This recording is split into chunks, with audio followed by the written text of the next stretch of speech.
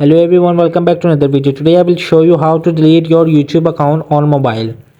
So here you can just open the YouTube app and you will have to just go to your profile icon, and here you can see the Google account. So you will click to it.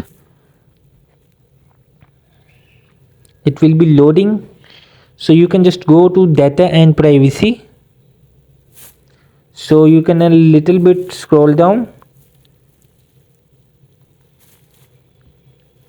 and here you can see the delete a Google service. So I will click to delete a Google service. Use your passkey, confirm it's really you. So I will just continue and unlock it.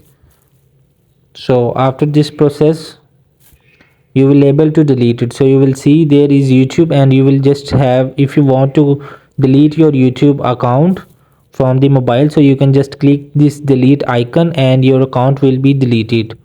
Hope this video help you. Please don't forget to like and subscribe and get notified for more videos.